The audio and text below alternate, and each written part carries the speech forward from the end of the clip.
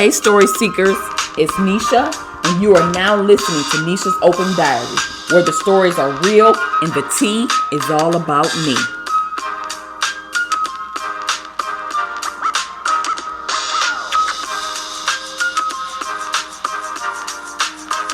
Welcome back to Nisha's Open Diary. It is Friday, March 22nd, 2024. I am Nisha, and you are now listening to Nisha's Open Diary, where the stories are true and the experiences are real.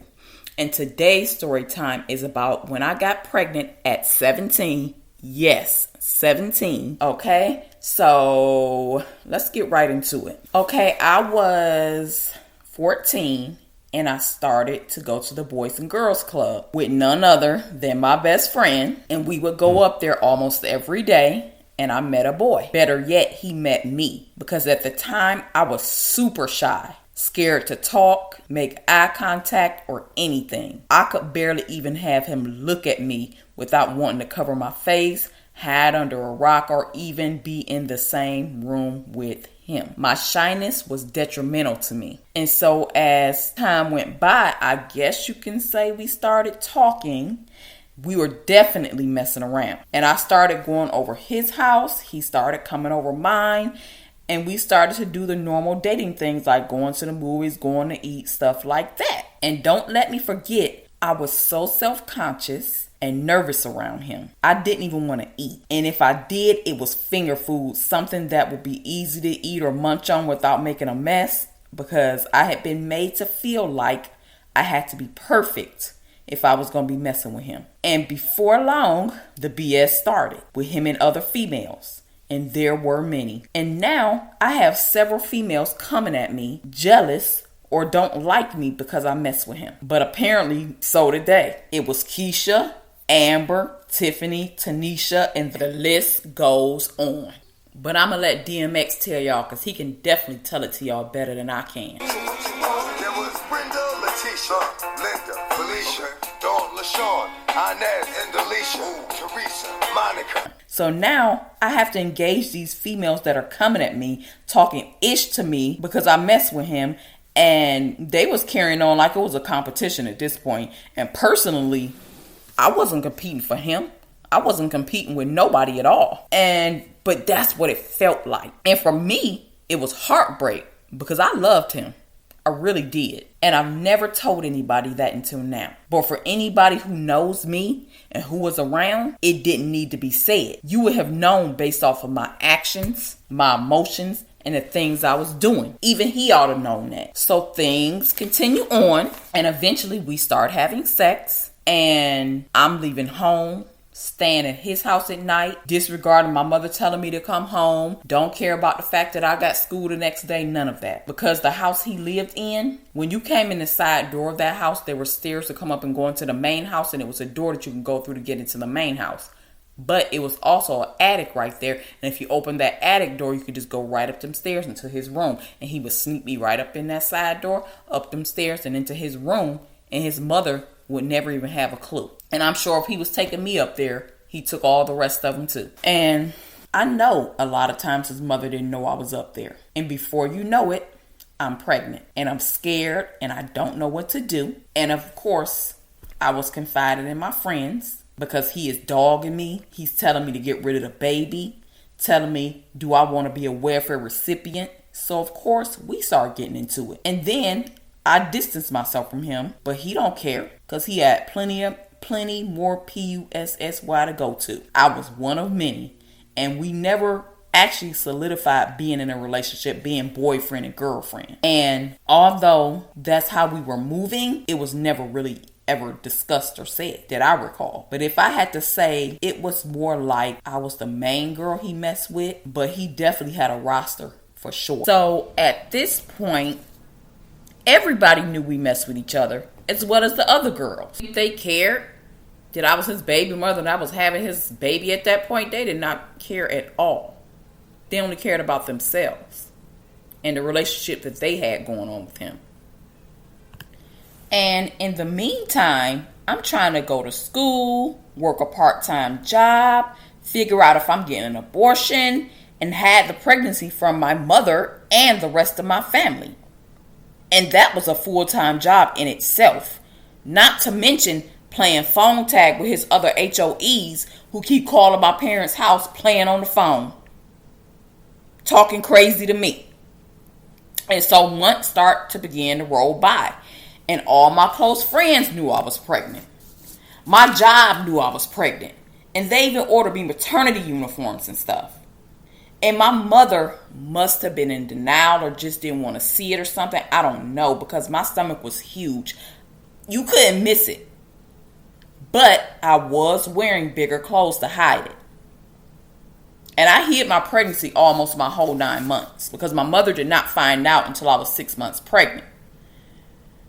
And so one day my friend was at my house and she knew I was on the fence about telling my mother, and she just said it. She said, "Miss Linda, Tanisha is pregnant." And my head snapped around so fast, and I was mean mugging her. And I was mad because she told my mom. But at the same time, I was kind of relieved because I was glad I didn't have to hold in such a big secret anymore, because it was weighing on me. And my mom did not have the negative reaction I expected her to have. She was nothing but supportive. But I expected her to react like my best friend's parents did, because they was ready to put her out the house. But she was 14 when she got pregnant, and I was 17, almost 18 really. In a matter of months, I would have been 18. So then I told my mother how the father was treating me. She knew who he was. She knew that that's who I messed with or whatever. And she called his mother and told her. And a lot of times after I would get out of school, I would go over my friend's house and kick it for a little bit before I went home or whatever. And of course, on this day, I don't go over my friend's house to chill for a little bit. I decides to go home. Why did I do that? Because I had a feeling. Something was going to be going on. And the next day, when I get home from school, I'm walking down the street and I see his mother's car in the driveway. And might I add, I stalled on going home. I left and I seen my step niece outside, and then I asked her if she wanted some candy. So I got her and we walked up to the corner store or whatever. And I'm just taking my time in the store, letting her get whatever she wanted to get, because I do not want to go home, because it was going to be some kind of ambush or intervention type of thing going on. Because it had been months since I had spoken to my baby's father. We had the fallout over the pregnancy and about all the other chicks and just about everything. So I had stalled and went to that store just hoping to avoid going home, to avoid the whole situation. So eventually I have no choice but to go home. And like I said, I had already seen his mother's car. So I knew they was at the house. And the same car he would slide through and pick me up in. So I instantly copped an attitude, because I knew everybody was in there waiting for me to come home. So I go in the house, I slam the door, and my mother comes to me and she's like trying to hold me back and stuff, because I'm trying to force my way up the stairs so I don't have to face nobody.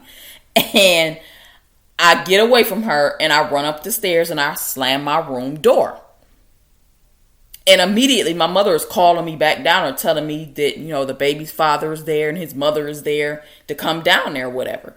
And I'm up in my room going off, cussing, and having a downright fit.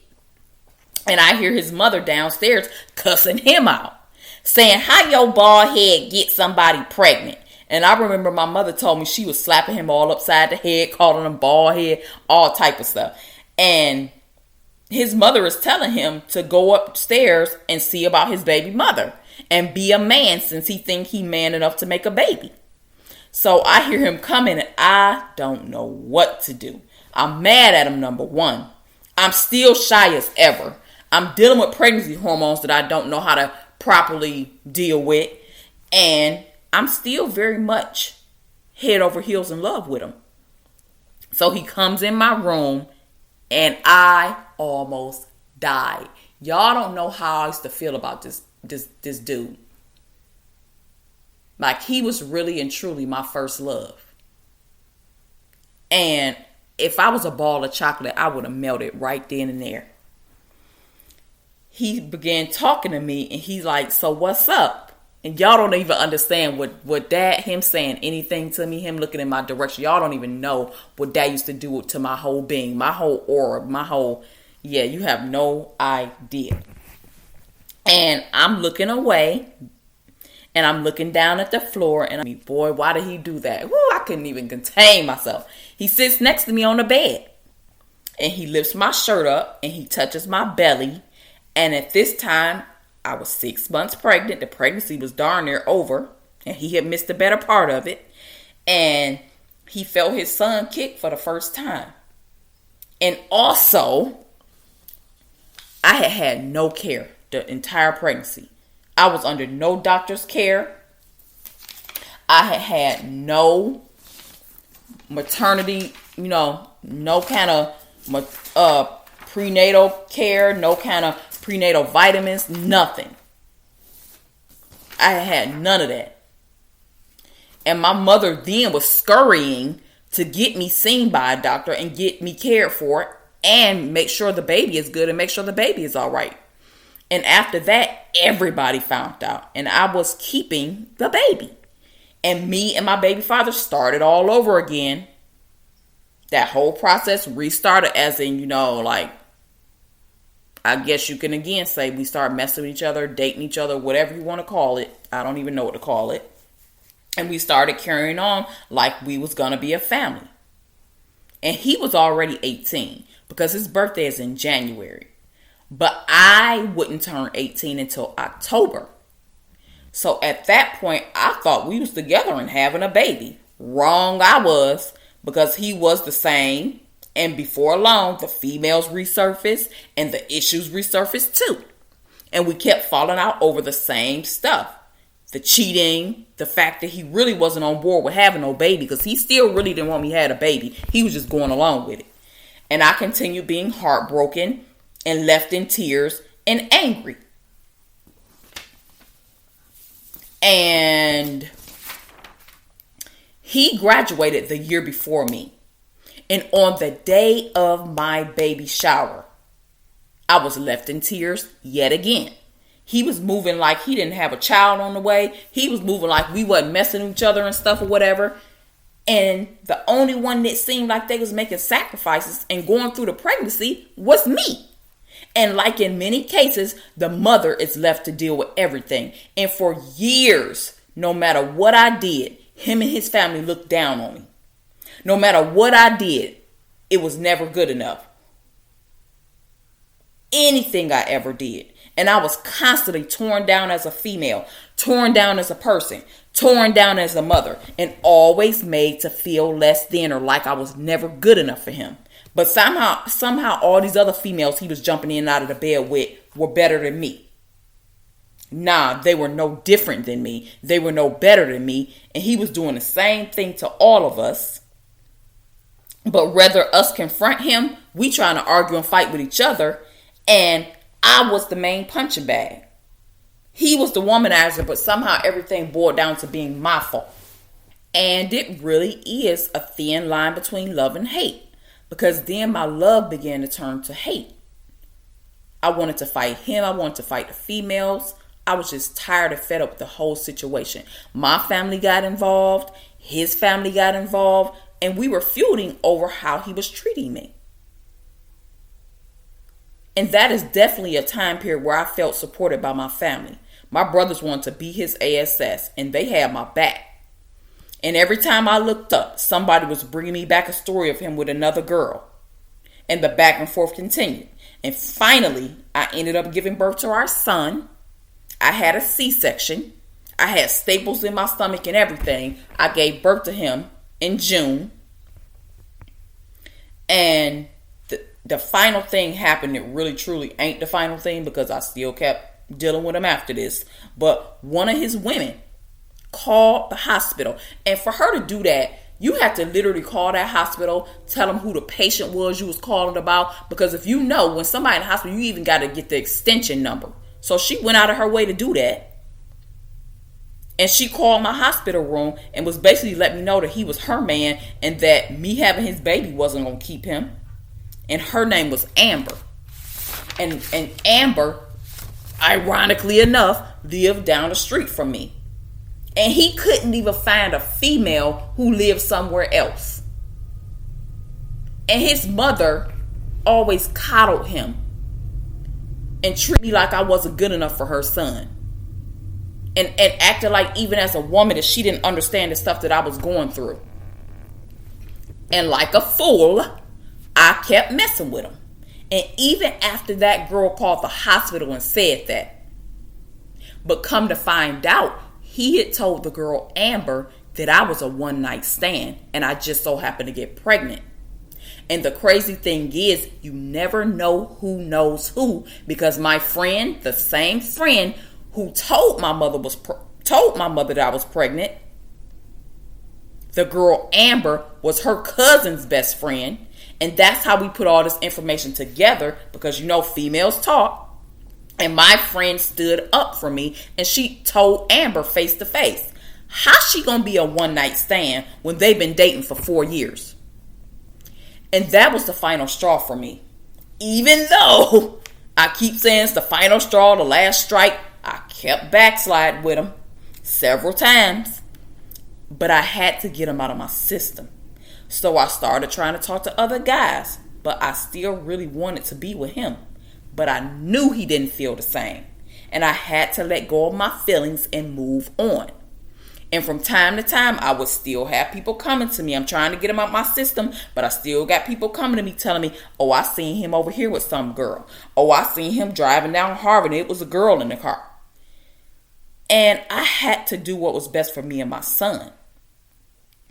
Because I couldn't still be out there every time I see him with a girl, trying to throw a brick at the car, trying to chase the car, trying to fight him, trying to fight the chick. I couldn't keep doing that. I had to try to be the best version of myself, because I have a kid now, so that I could be the best mother that I could be to take care of my son. Even though my heart was broken, even though I was hurt, even though I still wanted him. And time went on, and my son is getting a little older. And by this time, my son is about 1.5. And I was really fed up. I was about really done with this situation for real this time, because my friends kept urging me to leave him alone. My family kept urging me to leave him alone. Everybody who knew us and knew the situation kept urging me to let it go and leave it alone. He ain't gonna change. And despite several attempts at stopping messing with him, I kept going back because I kept going back. I kept messing with him because I had his son. And he had my heart. And I wanted it to work. But I wasn't getting it. I wasn't making the connection just yet that he didn't feel the same. And when I finally woke up and realized he didn't care about me, that I was nothing more except for one of his many women that he messed with, that I was nothing more than a conquest to him, I finally started to believe and realize, leave him alone. And so I began that process, and I began to pick up the pieces of my shattered heart. I lifted my head up, and I finally began to notice my own worth, my own self-worth, and recognize that I deserve more, and that I also deserve to be in a relationship with someone where the feelings were reciprocated, the love was mutual, and I wasn't going to be treated like I wasn't good enough. And the only thing that I gained from that time I messed with him is my son. So I left him alone. I let the past be the past. I left him in my past, and I moved on with my life. And that's the story of how I got pregnant at 17, had my heart broke, and went through a whole bunch of stuff with my baby father until I finally realized that that wasn't a good relationship for me, and I had to let it go and move on. All right, story seekers, that is all for this episode. Make sure you follow me on all socials at Nisha's Open Diary. and my website at nishasopendiary.podbean.com. And until next time, I will meet you where the pen meets the diary. All right, story seekers, that does it for this story time. I'm out of here. Until next time, make sure you tap in. Follow me on Facebook and Instagram at Nisha's Open Diary, and I will meet you where the pen meets the diary.